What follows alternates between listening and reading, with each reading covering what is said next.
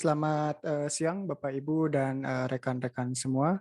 Selamat datang di kolokium kelompok keahlian astronomi Institut Teknologi Bandung. Pada siang hari ini, seperti biasa kita sudah mendatangkan pembicara untuk kolokium siang ini. Dan insya Allah pembicara tersebut akan menyampaikan tentang sebuah perangkat gitu ya, perangkat analog berbasis astronomi. Sebelum kita mendengar kolokiumnya, saya bacakan dulu CV dari beliau. Pembicara kita kali ini yaitu Kang Zaid Nasrullah. Beliau merupakan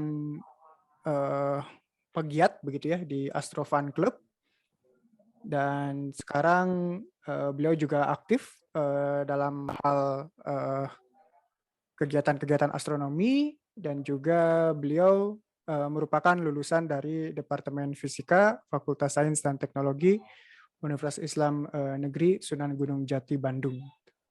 Dan jika rekan-rekan dan Bapak Ibu tertarik begitu ya untuk mengetahui apa kegiatan dari Kang Zaid, bisa mendatangi websitenya di zaidnasrullah.com. Dan sekarang juga beliau aktif sebagai anggota Pemuda Persis cabang Cimahi Selatan. Juga ya tadi yang disebutkan di Astro Fun Club 107 derajat 37 menit busur. Untuk mempersingkat waktu, saya mempersilahkan Kang Zaid untuk bisa memulai presentasinya. Oh ya, sebelum itu dipersilahkan juga untuk Bapak Ibu dan rekan-rekan yang tertarik untuk bertanya begitu ya, bisa mengantrikan pertanyaannya di kolom chat, atau nanti bisa mengantri dengan menggunakan mode raise hand begitu.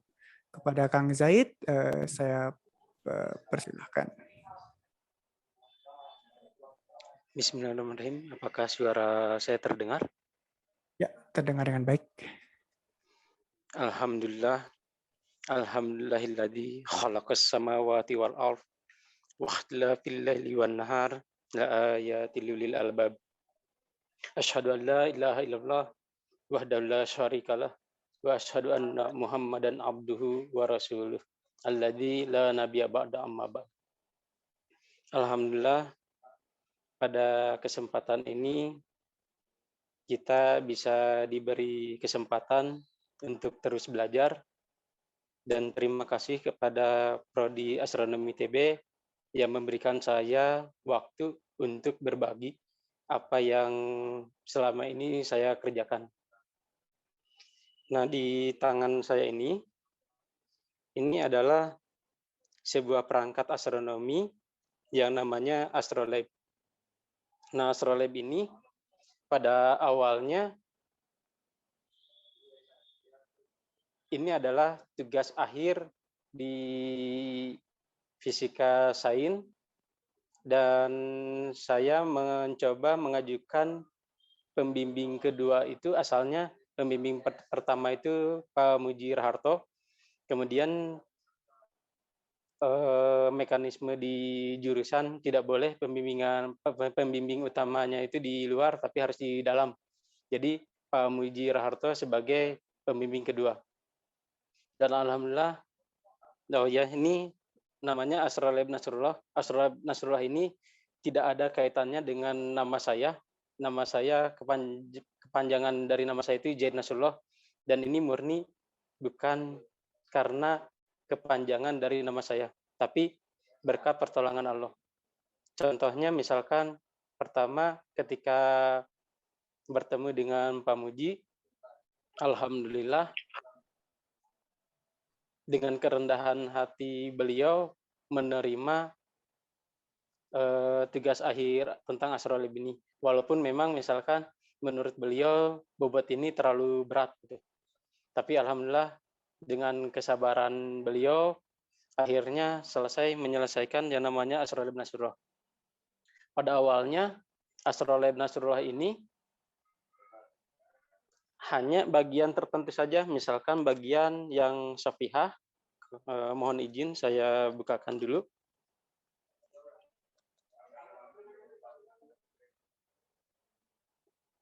Nah, ini bagian Shopify itu bagian yang ini, yang terlihat seperti garis langit, kemudian syabakah. Nah, yang ini ada apa namanya, peta bintang, kemudian ada yang namanya garis tanggal. Nah, itu asalnya hanya 2 ornamen tadi. Kemudian ketika saya renungi, kalau misalkan tugas akhirnya hanya ini, berarti tidak bisa dilihat untuk ujinya. Pengujiannya itu apakah tepat ataukah melenceng terlalu jauh. Nah, kemudian saya kembangkan lagi, akhirnya sampai seperti ini, walaupun belum sempurna. Nah, kemudian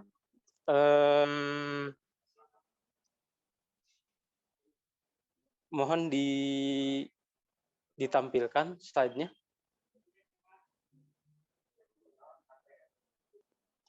Selanjutnya.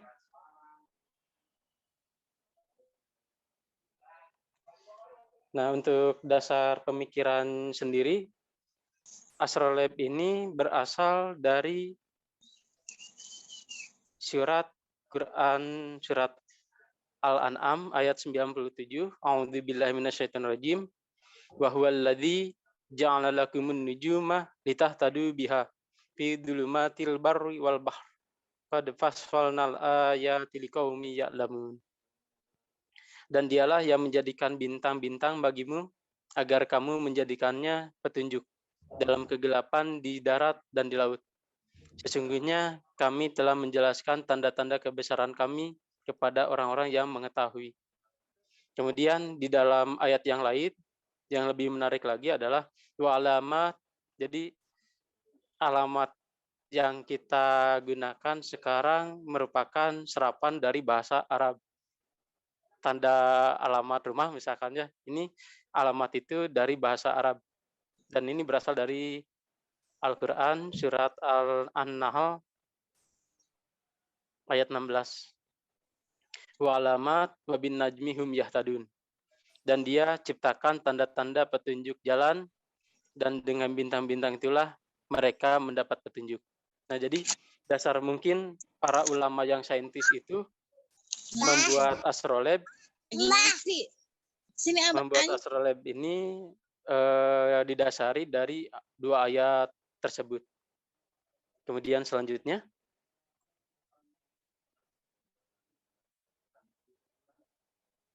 Nah, astrolab ini berasal dari bahasa Yunani. Kemudian bahasa Arab juga menggunakan kalimat astrolab itu sendiri. Dari bahasa Yunani ini terdiri dari 2 suku kata, yaitu asron. Asron itu adalah bintang, dan lambano. Lambano itu adalah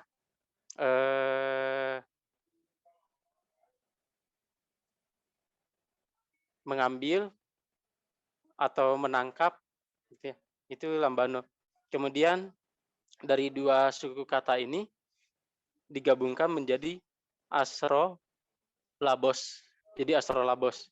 Nah, kemudian di bahasa Arabnya, karena menurut bahasa Arab, menurut orang-orang Arab, kalau misalkan kata astro itu terlalu sulit untuk diucapkan. Jadi masih tetap dicantumkan penamaannya menggunakan bahasa Arab, yaitu asro.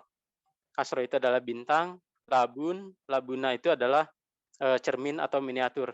Jika digabungkan menjadi al-astur labuna. Ini kurang ya, al-astur labun.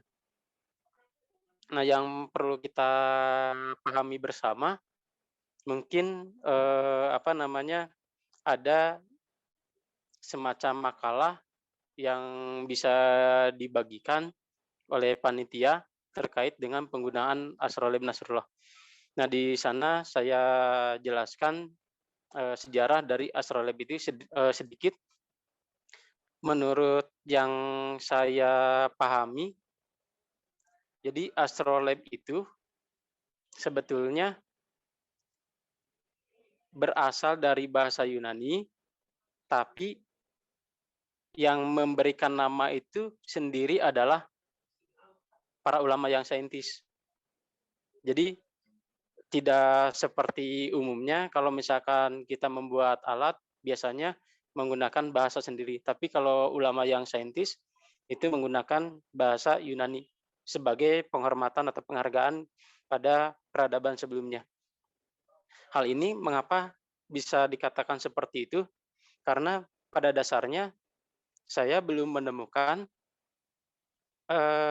manuskrip yang menjelaskan adanya astrolabe, yaitu baik di peradaban Yunani maupun di Islam. Tapi kalau di Islam, Al-Biruni hanya menjelaskan pernah menemukan literatur bahwa menemukan astrolabe. Tapi sayangnya Al-Biruni belum menjelaskan seperti apa astrolabe-nya itu.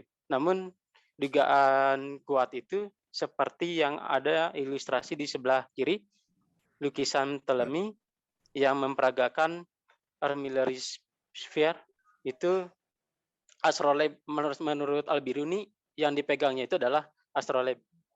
Nah, di dalam literatur Islam juga ada yang namanya astrolabe Dhatul Haqi. Nah, astrolabe Dhatul Haqi ini astrolabe seperti yang dipegang oleh Ptolemy memiliki cincin-cincin, lingkaran cincin-cincin. Jadi menurut beliau, menurut Al-Biruni, makanya kenapa disebut astrolabe berasal dari bahasa Yunani, itu karena memang peragaannya seperti ini. Mungkin kalau misalkan dalam bahasa Yunani, mungkin kalau ada yang mau menyanggah silahkan. Di sini bahasanya namanya armillary sphere. Kemudian dalam kitab Mafatihul Ulum yang ditulis oleh Al-Khwarizmi, astrolabe itu sendiri adalah miqyas an-nujum, yaitu untuk mengukur bintang. Kemudian Al-Biruni juga menyampaikan hal yang sama, akan tapi menjabarkan yang namanya astro dan labun yang digabungkan menjadi al-astur labun, yaitu perangkat yang amat sangat sederhana yang ditujukan untuk menyelesaikan perhitungan-perhitungan yang sangat rumit. Apalagi yang kalau misalkan yang memiliki background astronomi mungkin paham rumus yang digunakan dalam menyelesaikan perhitungan-perhitungan dalam astronomi itu sangat panjang, tapi dengan astrolabe ini dibuat sangat simpel sekali. Dan pada akhirnya yang namanya astrolabe itu sendiri adalah untuk mengetahui waktu. Dan pada sebelumnya itu kita sudah tahu, sudah mengenal yang namanya ruang dan waktu. Semasa misalkan penjelajahan, kita mengenal yang namanya orang yang memiliki pengetahuan tentang ruang, misalkan tempat di mana saja, misalkan sumber air dan sebagainya. Nah, begitu juga dengan waktu. Nah, ketika pada masa Islam, waktu itu yang sangat penting karena berkaitan dengan ibadah yang dilakukan oleh kaum muslimin seperti waktu sholat, kemudian saum, kemudian zakat kapan, kemudian lebaran itu kapan. Nah, ini waktu itu sangat penting. Kalau misalkan sekarang kan sistem waktunya itu sangat kompleks. Selanjutnya. Nah, ini ada beberapa macam jenis astrolabe. Yang pertama yang disebut dengan astrolabe al-Qurawi. Astrolabe al-Qurawi itu astrolabe bola. Kemudian ada astrolabe mistahu. Mistahu yang itu adalah astrolabe seperti ini. Jadi seperti peta bintang. Kemudian ada yang namanya astrolabe tam, syamil, dan hiti, dan seterusnya. Selanjutnya. Jadi semalam itu melalui. Nah, di sini ada cuplikan animasi dari astrolabe itu sendiri. Nah, kalau misalkan di sebelah kanan itu adalah Astrolab Nasrullah, sedangkan di sebelah kiri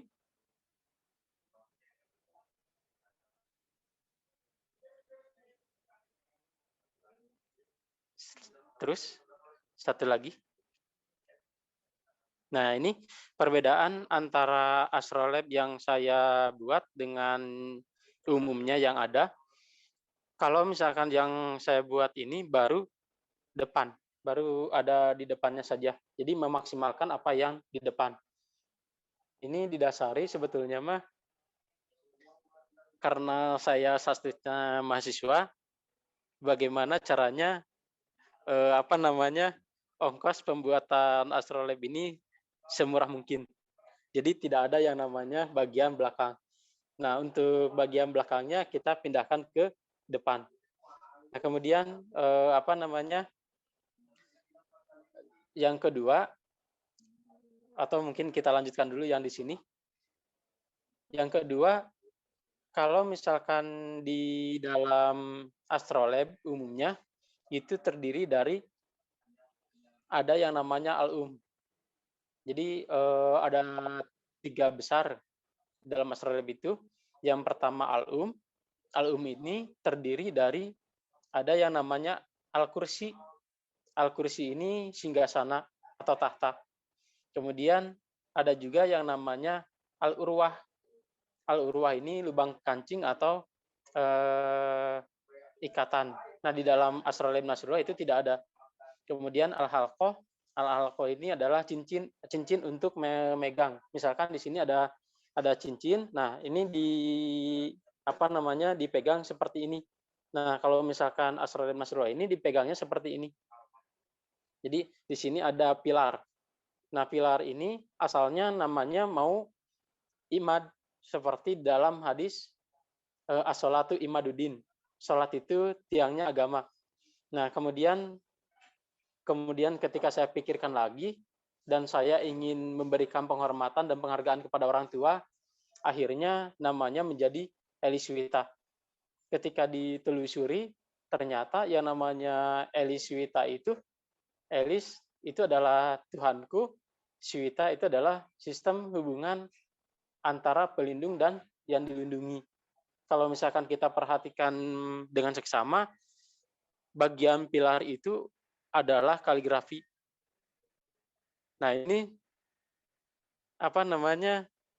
sama gitu dengan arti yang sebenarnya dengan pilar ini sendiri. Nah, kalau misalkan kita perhatikan lagi di dalam al-um ini yang terakhir ada yang namanya al-hujroh. Al-hujroh itu artinya ruang. Nah, ruang di sini maksudnya ada bagian angka-angka tertentu, misalkan itu ada huruf Arab, ya kalamana pada 80, 70, 60 dan seterusnya searah jarum jam, ya kalamana itu menggunakan huruf jumal. Jadi angka Arab. Nah, waktu saya sekolah di pesantren Pajagalan misalkan ya, itu ada ujian. Ujiannya itu PG. PG-nya itu abajadun hawazun. Nah, menggunakan huruf ajumal. Nah, di PG itu biasanya kan kalau bahasa Indonesia atau bahasa Inggris A, B, C, D, E. Nah, kalau misalkan dalam bahasa Arab abajadun hawazun. Nah, kemudian ini yang saya hampir lupa, sebetulnya astrolab itu sendiri terinspirasi dari ini. Pada waktu waktu sanawiyah, jalan-jalan dan sholat Jumat di sini, biasanya para jamaah membawa Quran. Nah, membawa Quran ini ada salah satu rubrik, mungkin tidak akan saya sebutkan ya namanya, inisial saja, namanya PR, Quran PR. Di rubriknya itu kalau tidak salah namanya Cakrawala. Nah, kemudian ada juga koran yang namanya Repub dan seterusnya, itu ada rubrik yang namanya Hasanah. Nah, ini salah satunya tertarik dengan huruf jumal ini. Saya ingin tahu kode-kode yang ada di sini, penasaran. dan akhirnya dicari, dan alhamdulillah Allah menghendaki bisa membuat yang namanya Asrolab Nasrullah itu sendiri. Nah, kemudian jika kita perhatikan lagi di Asrolab ini, jika tadi semuanya di sini kan ada semua benda langit, kemudian di sini ada ruang waktunya, seolah-olah kita menggenggam semesta. Jadi alam semesta ini kita genggam. Kalau misalkan dalam sejarah kita mengingat ungkapan tantangan Nabi, kalaulah matahari diletakkan di tangan kananku dan bulan di tangan kiriku, tantangan dakwahnya seperti itu. Nah, kalau misalkan yang ini alam semesta di dalam genggaman kita gitu. Dan selanjutnya,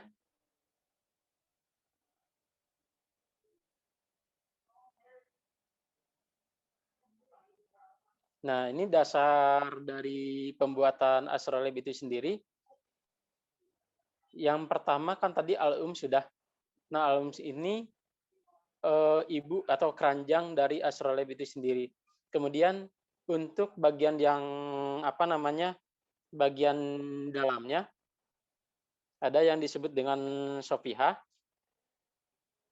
Nah, Sofiha ini tadi ini ada garis langitnya. Ini ada lingkaran. Oh, tidak kelihatan ya? Oh, ini. Nah, ini ada lingkaran-lingkarannya.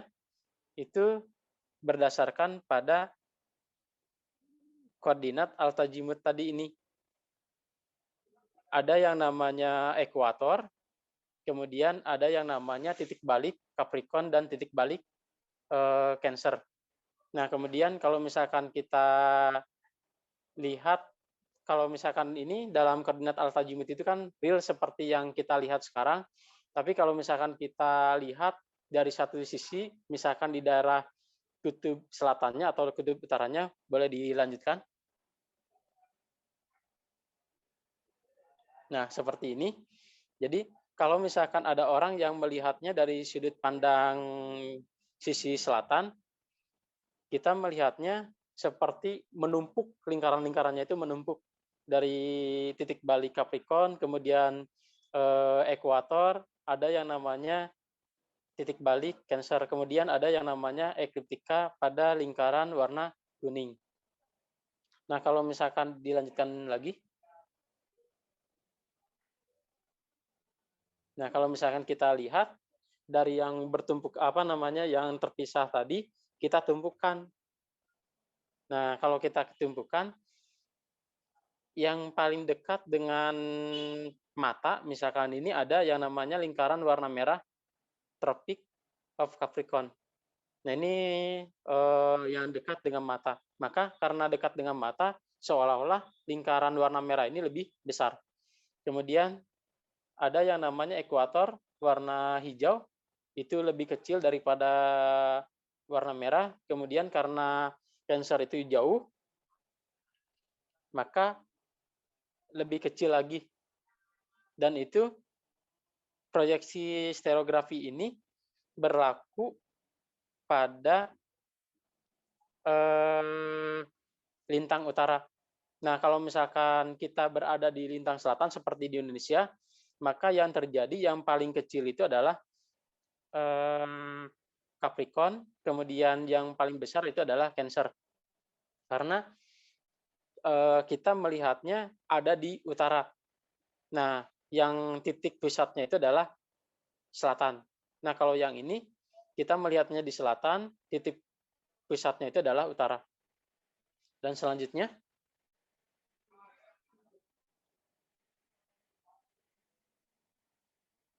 nah ini bagian dari Astrolab Sofianya. Salah satunya ini ada yang namanya bagian tadi yang warna biru itu adalah Capricorn, karena ini di lintang selatan itu berada di Capricorn itu ada di selatan. Kemudian ini ada ekuator di tengah, kemudian Cancer berada di utara. Selanjutnya.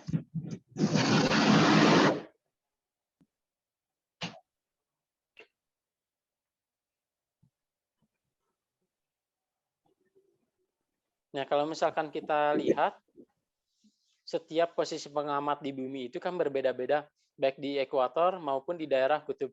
Di kutub utara atau di kutub selatan juga berbeda-beda. Nah, di contoh sebelah kanan, ini ada di orang kedua dari atas dengan gambar yang paling di sebelah kiri. Tapi kalau di sebelah kiri itu orang sedang tidur-tiduran, maka posisi azimutnya akan berbeda. Jadi apa namanya, miring gitu ya, zenitnya. Zenit maksudnya zenitnya. Jadi seperti itu. Kalau misalkan di ekuator itu berarti posisi azimut zenitnya itu berada di atas kepala kita. Coba di apa namanya dilanjutkan lagi.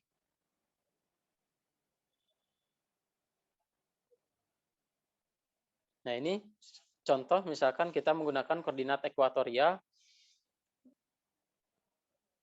Kalau misalkan kita berada di lintang selatan, di sini ada yang namanya titik P. Nah, titik P ini mewakili lingkaran ekuator. Kalau misalkan kita berada di lintang 0 derajat seperti Pontianak, berarti P ini ada di zenit.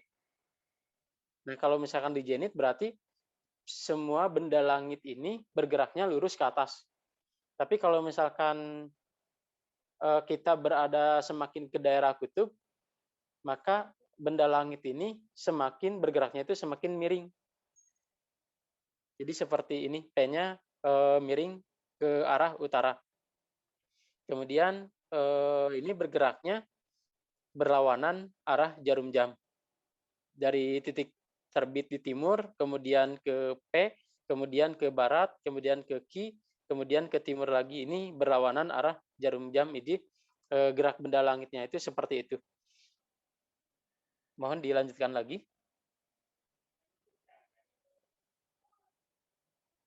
Nah, ini ada anekdot. Anekdotnya itu Ptolemy biasanya menunggang kuda sambil membawa yang namanya armillary sphere tadi. Nah, ketika itu tangannya licin mungkin ya, licin atau alat armillerinya itu jatuh. Nah, ketika jatuh keinjak oleh kuda. Nah, ketika keinjak oleh kuda jadi gepeng. Gepeng jadi bentuknya 2 dimensi gitu ya, seperti gambar ini. Nah, ini mungkin sama dengan Newton ya. Newton katanya menemukan teori gravitasi itu karena apel jatuh ke kepala. Nah, ini juga anekdotnya Ptolemy ketika berjalan dan armillary sphere-nya itu jatuh dan keinjak oleh kuda. Ya, dilanjutkan. Nah, ini bagian sofihannya kita lanjutkan. Tadi sudah apa namanya bagian yang Capricorn, Ekuator dan Cancer titik baliknya. Kemudian lanjutkan lagi. Di sini ada animasi yang apa namanya garis langit. Ya. Nah, ini garis langit tadi yang diwakili pada bola langit ekuatorial. Jika kita membuat lingkarannya penuh, kalau tadi kan hanya sedikit supaya tidak pusing. Nah, sekarang ini apa namanya dibuat seolah-olah tadi kan asalnya bola, kemudian dipepatkan jadi lempengan. Nah, ini garis langitnya seperti ini. Jadi ada bagian almukontorot. Almukontorot itu lingkaran yang sama. Kemudian ada azimut. Nah, azimut, jadi almukontorot itu ke atas. Kemudian kalau azimut itu menyamping. Nah, kemudian di sini ada yang namanya meridian. Garis meridian itu garis tengah antara membagi antara timur dan barat. Kemudian di sini ada zenit. Nah, ini titik zenit. Nah, kalau tadi kan karena kita berada di lintang selatan, maka ekuatornya itu cenderung ke arah utara, sehingga zenitnya tidak tepat di ekuator, tapi lebih ke selatan. Tapi kalau misalkan berada di kutub selatan, maka zenit ini ada di selatannya, di titik pusat. Jadi ekuatornya tetap, tapi titik zenitnya berada di pusat, yaitu di selatan. Kemudian fitur lainnya, di sini ada senja. Nah, senja ini terbagi lagi, ada senja sipil, kemudian ada senja nautikal, dan ada senja astronomi.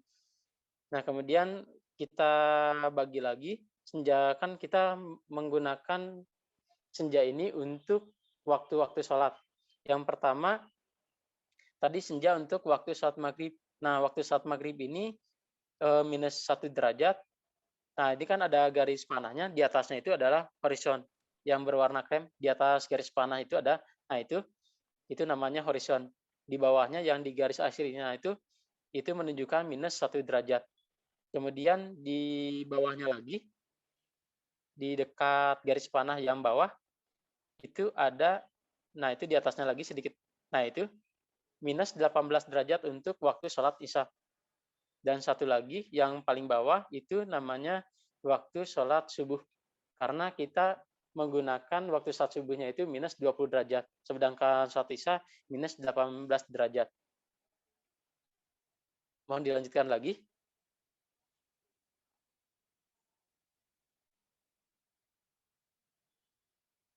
Nah, ini bagian sabakah.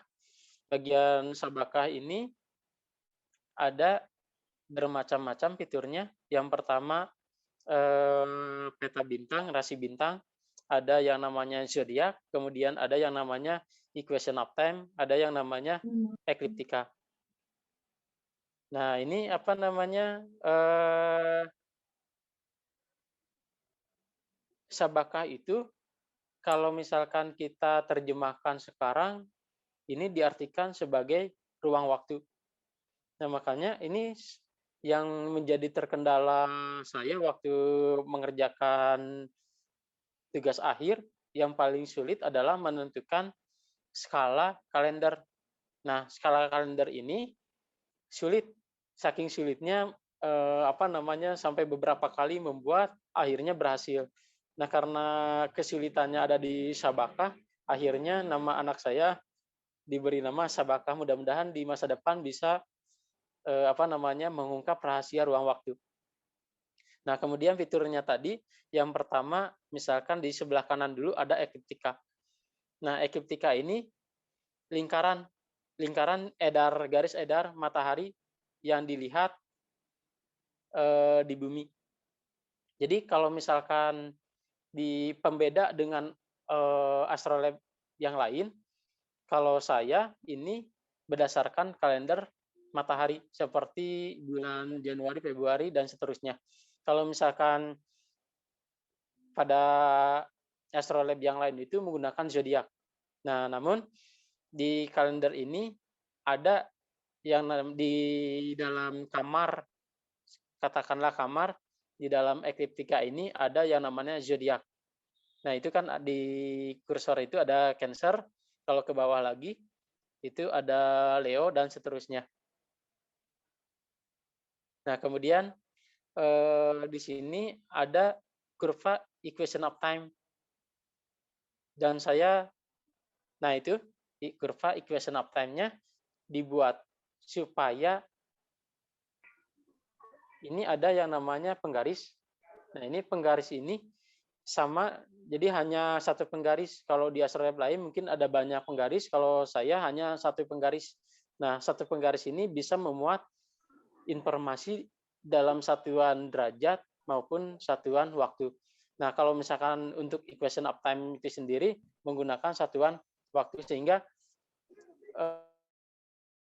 kurvanya itu agak berbeda dengan yang lain supaya lebih mudah dalam pengukurannya, perlu berbelit-belit. Kemudian di situ setelah equation of time ada rasi bintang. Nah, ini rasi bintang misalkan contohnya Orion dan seterusnya. Kemudian kalau misalkan kita lihat bagian kalendernya, ini diperbesar. Nah, kalender ini kita lihat ada yang namanya Februari, kemudian ke Maret. Nah, di dalam kalender kamar ini ada yang namanya kalender zodiak. Itu kan ada Capricorn dan ada Aquarius. Nah, ini yang di skala warna biru itu menunjukkan batas kalender zodiak. Jadi kalau misalkan kita ingin tahu zodiaknya apa dan seterusnya, itu bisa dilihat di sini. Dan yang terakhir, zodiak ini berbeda dengan yang lain. Kalau yang lain, astrolab yang lain itu zodiaknya umumnya dibatasi sampai 30 hari. Kalau misalkan astrolab Nasrullah ini seperti yang ditetapkan oleh IAU. Jadi ada 13 rasi zodiak. Kemudian yang terakhir ini ada yang namanya hujan meteor. Nah, di sini dicantumkan hujan meteor. Di sini kan ada angka 2. Nah, itu angka 2. Nah, angka 2 itu pusat hujan meteornya. Sedangkan di ekliptika ada angka 19.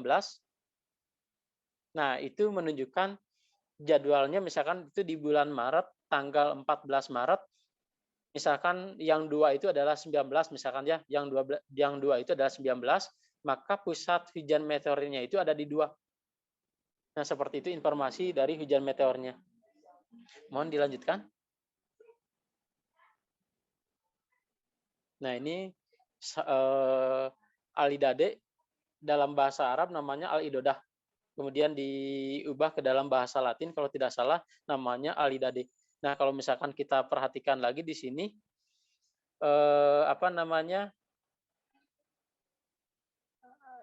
skalanya tadi sudah disampaikan, skalanya dalam bentuk derajat dan waktu. Jadi tidak terpisah.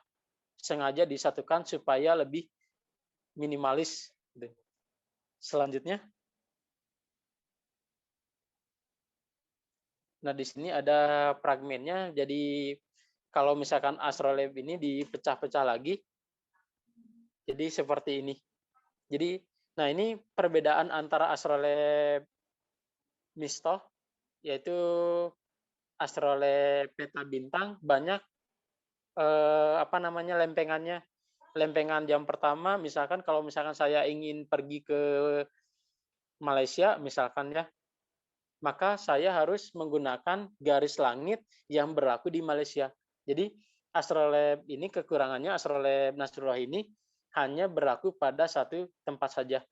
Jadi ketika para ulama yang saintis, misalkan Bukhari tinggalnya di Bukhara, ingin menuntut ke Mekah, ke Mesir dan seterusnya, maka kita harus membekali astrolab dengan lempengannya yang cukup banyak. Dan itu cukup berat. Karena pada zaman dulu astrolab ini dibuat menggunakan bahan logam kuningan. Selanjutnya. Nah, ini juga kalau misalkan dilihat dalam posisi berdiri. Selanjutnya. Mungkin sampai di sini dulu barangkali yang bisa saya sampaikan. Mungkin mohon panitia bisa menampilkan demo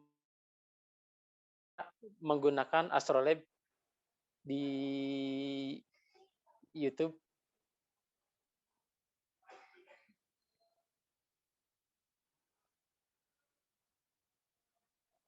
Nah, ini.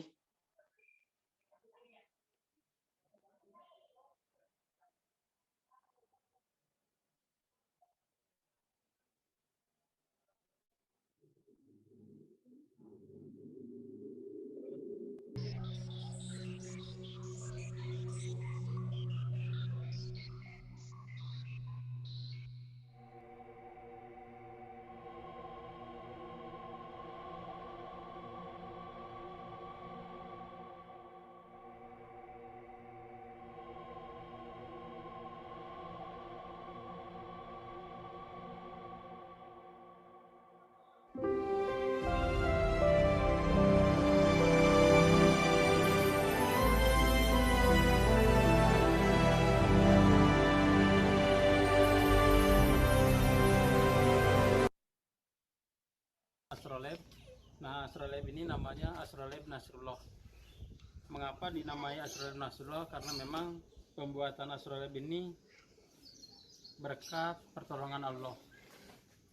Kemudian di sini pada video kali ini insya Allah akan membahas fungsi dan bagaimana cara menggunakan Astrolab ini sendiri. Di antaranya kita akan mencari tahu misalkan sekarang jam berapa, kemudian ada waktu-waktu sholat, arah kiblat, kemudian kapan hujan meteor, kemudian posisi benda langit lainnya. Nah, sekarang di sini berhubung cuacanya berawan, kita akan uji coba langsung ke matahari. Di sini ada sebuah penggaris yang disebut dengan alidade. Nah, alidade ini serapan dari bahasa Arab yang disebut dengan al-idodah.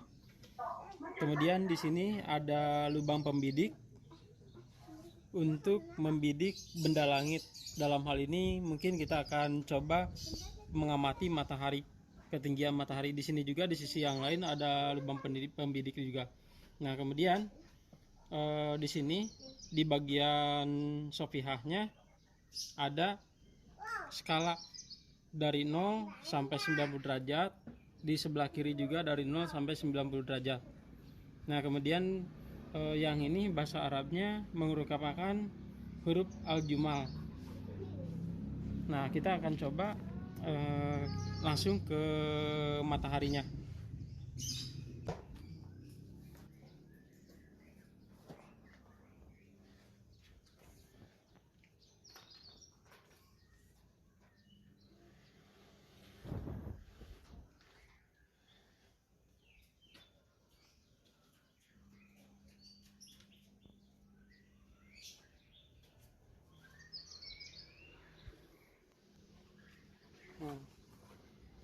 Di sini tampak bahwa ketinggian matahari 70 derajat.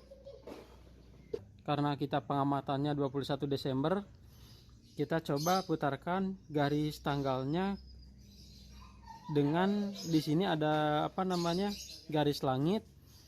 Setiap skalanya itu mewakili 5 derajat. Berarti 5 derajat, 10 derajat, 15, 20 derajat. Berarti yang garis langit tebal ini 20 derajat. Ke sini berarti 40 derajat. Ke sini berarti 60 derajat. Yang kita butuhkan berarti sampai sini 70 derajat. Berarti kita putarkan Desembernya 21 Desember misalkan.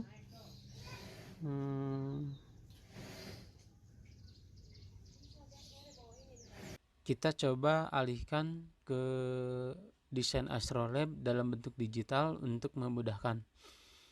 Dan di sini kita arahkan bagian alidadenya atau penggarisnya ke 70 derajat sebagaimana sudah kita lakukan pengamatan pada matahari dengan ketinggian 70 derajat.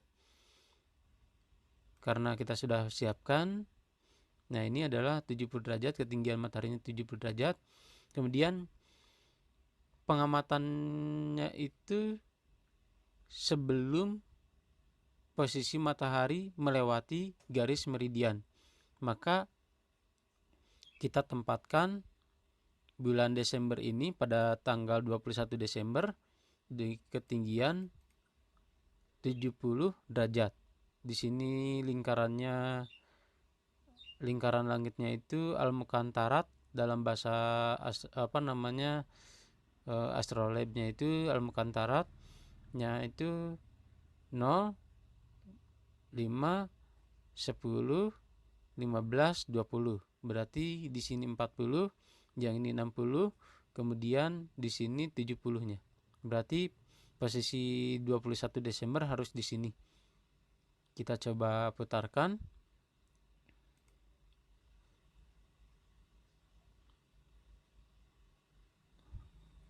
Mohon maaf agak loading. Nah, di sini Ternyata di bulan Oktober masih kurang.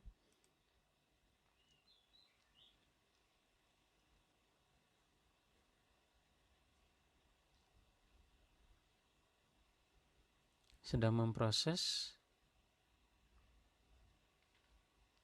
Ini di bulan November, sedikit lagi menuju Desember.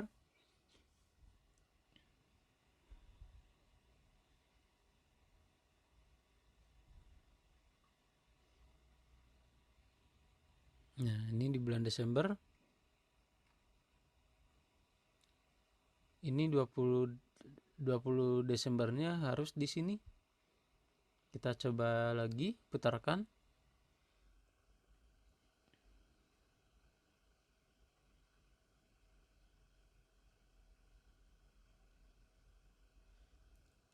Nah, 20 Desember.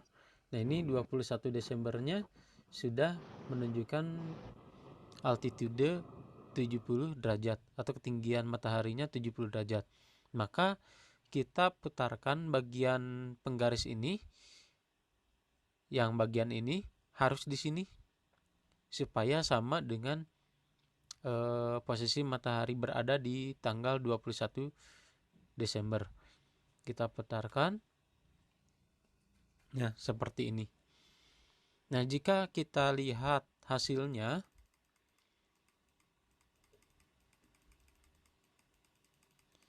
ini menunjukkan pukul 11 lebih. Ini ada 12, ini 11. Dalam astrolab, ketinggian 70 derajat pada matahari itu menunjukkan pukul 11 lebih. Ini 10 menit, ini 15 menit, berarti ini ada di tengah-tengah. Dan kita dibantu oleh digital ini, berarti 78. Kita coba hitung 78 derajat, 78,154. Kita derajatkan menjadi 78 derajat 9 menit 14,4 detik. Kemudian kita ubah ke dalam satuan waktu dengan cara dibagi 15, hasilnya 5 jam 12 menit 36,96 detik. Kemudian kita tambahkan 6 jam. Nah, jadi menurut astrolab ini waktu matahari pada ketinggian 70 derajat itu menunjukkan pukul 11 jam 12 menit 36,96 detik. Kemudian kita coba koreksi waktu daerah, karena pengamatan itu kita lakukan di Bandung, berarti dikurangi 0 jam 10 menit 24,10 detik. Nah, hasilnya seperti ini. Kemudian satu lagi, kita lakukan koreksi equation of time, perata waktu. Nah, ini ada kurva perata waktunya. Kurva perata waktu di bulan Desember itu ini 0, skalanya 0, kemudian ini 1 menit, dan ini 2 menit. Nah, berarti equation of time-nya itu adalah 2 menit. Walaupun ini sebetulnya kalau fleksibel, jadi ada dualisme skala, satuan derajat dan satuan waktu berdasarkan, kalau misalkan satuan derajatnya itu fungsinya untuk deklinasi matahari, sedangkan waktu untuk equation of time, perhitungan equation of time. Nah, ini tadi perata waktunya itu adalah 2 menit, berarti tinggal dikurangi 2 menit. Dikurangi 2 menit. 0 jam 2 menit. Nah, ini berdasarkan koreksi, hasil koreksinya itu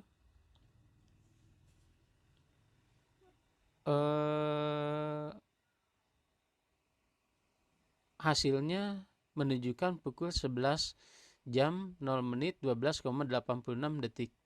Ini kita akan coba uji bandingkan dengan stellarium.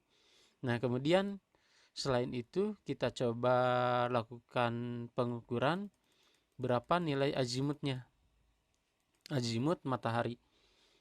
Nah, azimut matahari ini kita lihat pada tanggal 21 Desember di sini.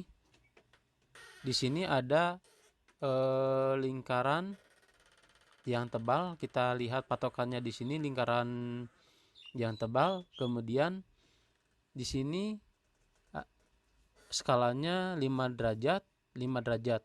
Kemudian karena ini ada lebihnya, kita tambahkan 1 atau 2. Tuh, di sini ada lebihnya ya. 1 atau 2 derajat. Karena dari sini sampai sini 5 derajat. Di tengah-tengahnya di sini sekitar 2,5. Berarti di sini antara 1 atau 2. Kita coba tarik ke bawah bagian yang tebal. Nah, ini bagian yang tebal itu menunjukkan arah tenggara. Kalau arah tenggara berarti 45 derajat. Berarti 90 ditambah 45 ditambah tadi 5 ditambah 5 ditambah 1 atau 2. Kita coba tambahkan 1 aja dulu. Berarti 11 ditambah 11 sama dengan 146 derajat. Tapi kalau misalkan ditambahkan 2 berarti 147. Nah, hasil ini kita coba bandingkan dengan astrolabe. Kita coba bandingkan dengan hasil stellarium yang disetting pada jam 11 tepat, menunjukkan ketinggian matahari adalah 70 derajat dan azimut matahari 146 derajat 53 menit 51,7 detik. Perbedaannya 1 derajat, tapi kalau misalkan pilihannya yang kedua berarti sama dengan stellarium. Tadi kita sudah belajar menentukan azimut matahari. Nah, azimut matahari itu adalah 146 derajat. Berhubung mataharinya di sana, kita coba putarkan penggarisnya ke 160 derajat. Nah, berarti otomatis yang di sini menunjukkan ke arah utara. Di sana adalah timur, di sini barat, di sini selatan. Nah, untuk menentukan arah kiblat berarti karena di Bandung itu arah kiblat itu 295 berarti 25. Nah, ini adalah arah kiblat untuk Kota Bandung. Terus ini. Nah, untuk fungsi dan cara yang lain insya Allah pada video yang akan datang kita bahas.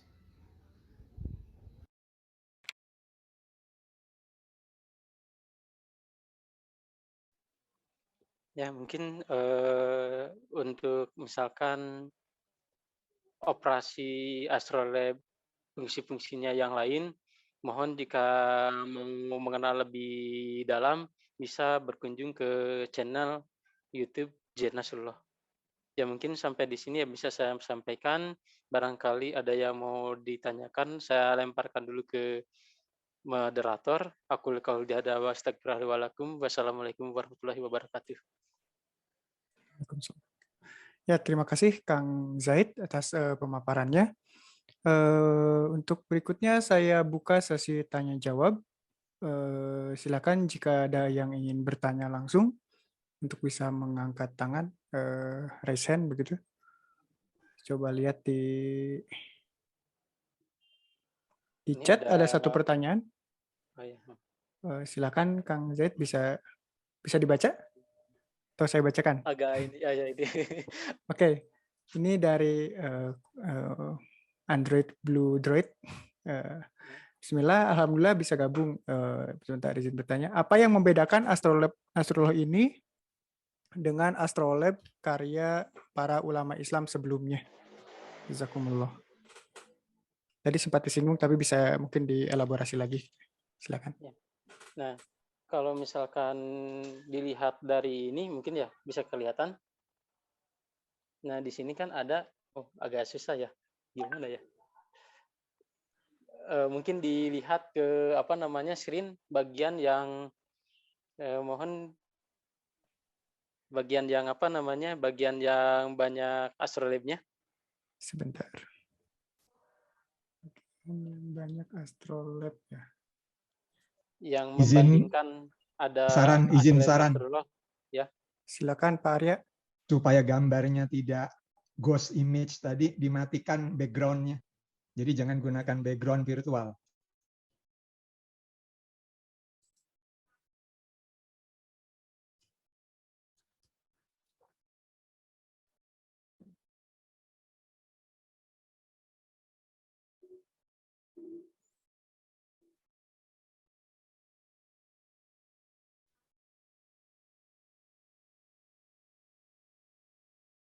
Zaid masih bergabung?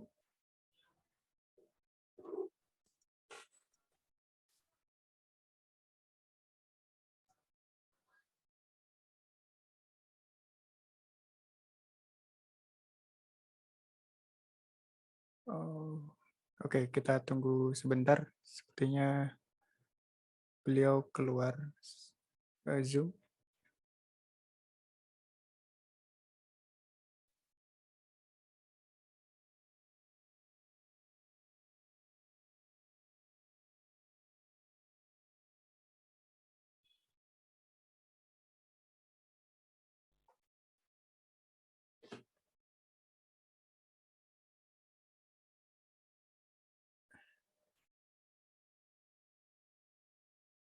Kalau masih kesulitan mungkin menggunakan tadi ya slide. Silakan Kang Zaid.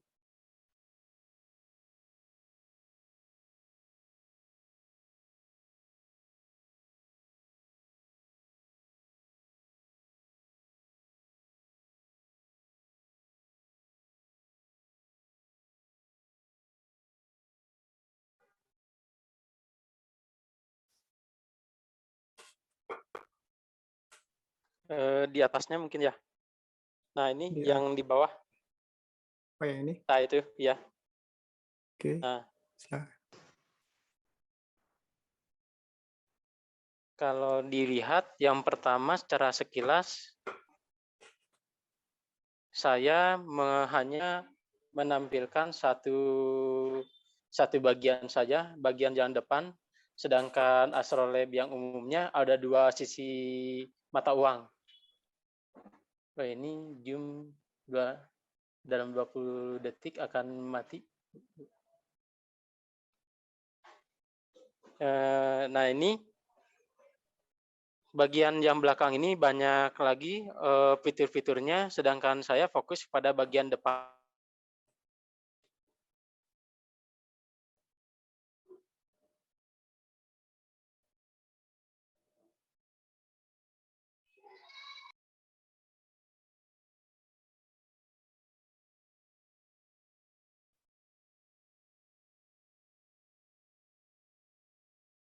Oke. Sepertinya terputus begitu ya.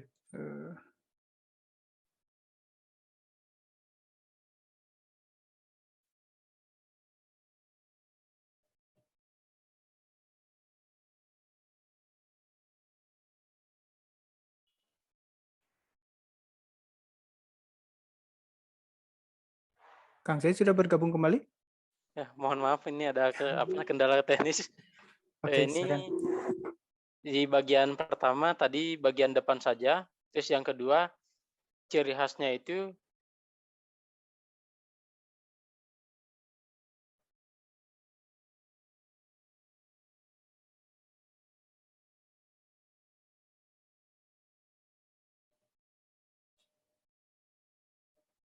satuan derajat. Kemudian apa nama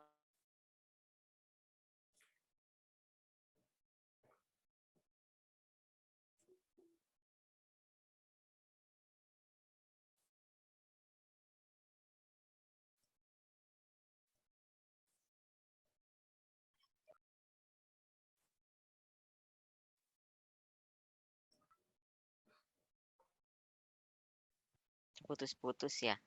Ya, ya putus-putus. Ini mungkin HP-nya overheat. Jadi terlalu panas mungkin ya, jadi agak putus-putus. Terus yang terakhir tadi itu ciri khasnya itu adalah pegangan untuk astrolab itu sendiri. Kalau saya memegang pilar, kalau misalkan yang lain itu ada sebuah cincin. Mungkin itu mudah-mudahan bisa menjelaskan. Oke, ya terima kasih Kang Zaid. Mungkin nanti penanya bisa bertanya langsung begitu ya, karena tadi sempat terputus. Satu pertanyaan lagi mungkin ya, dari Pak Arya. Silakan Pak Arya.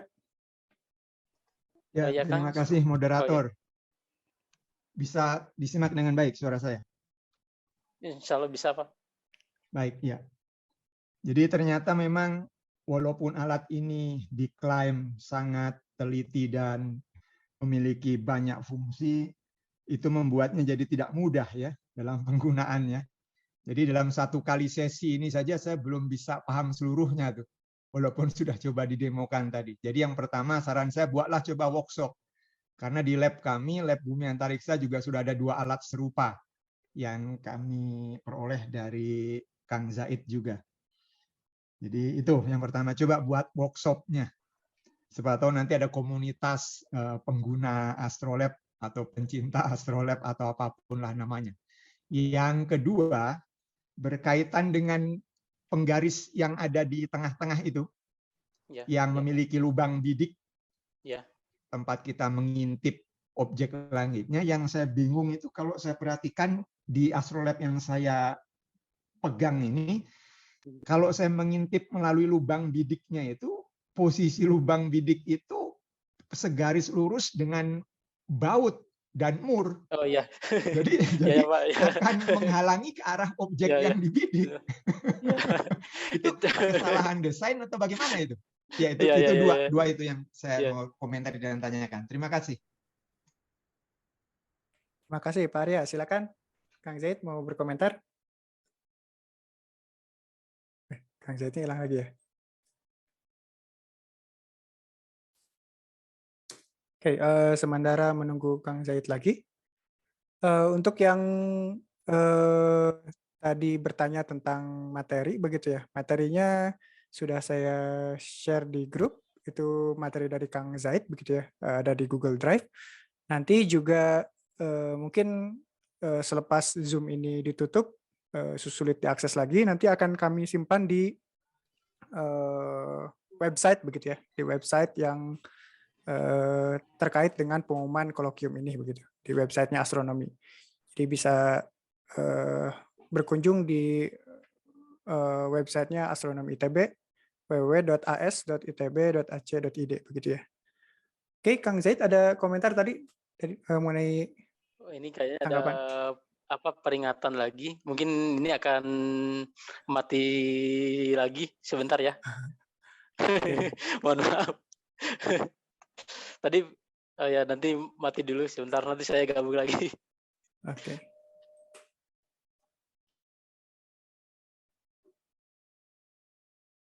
Oke, ya sambil menunggu tanggapan terakhir, insya Allah untuk kolokium ini atau kolokium kakak astronomi akan secara reguler pada hari Jumat begitu. Nanti untuk pengumuman berikutnya akan disampaikan melalui poster begitu. Silakan Kang Zaid. Tadi pertanyaan pertama itu apa? Mengenai Ini saran untuk membuat workshop karena lewat acara ya. seperti ini sulit untuk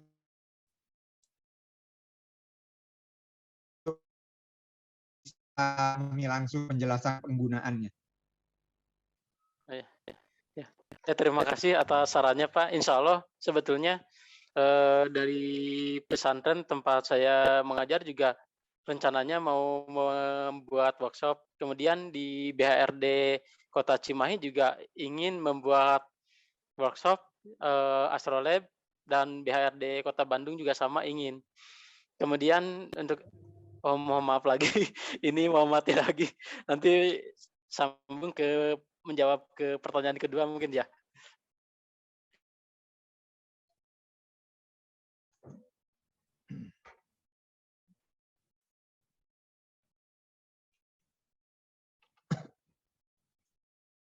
Sebentar ya Pak Arya ya.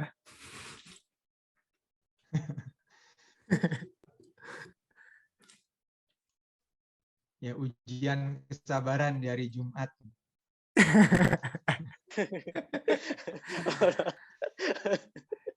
Nah, ini untuk yang kedua, memang karena yang pertama ini kan saya juga bingung mencari baut tapi yang gepeng bahasa Indonesianya apa ya? Yang tipis gitu. Nah, itu belum diketemukan. Nah, baru ini gitu, Pak. Jadi untuk sementara ini aja dulu. Terus yang kedua, rencananya kalau misalkan memang tidak ada, yang lubang pembidik ini mau dilebar lagi supaya ada jarak bisa melihat ke lubang pembidik. Ini mati lagi. Mohon maaf. Ya mungkin itu insya Allah ke depannya akan diperbaiki lagi, Pak. Oke, baik. Pesannya kami tangkap dengan baik. Terima kasih. Ya, terima kasih Pak Arya dan Kang Zaid.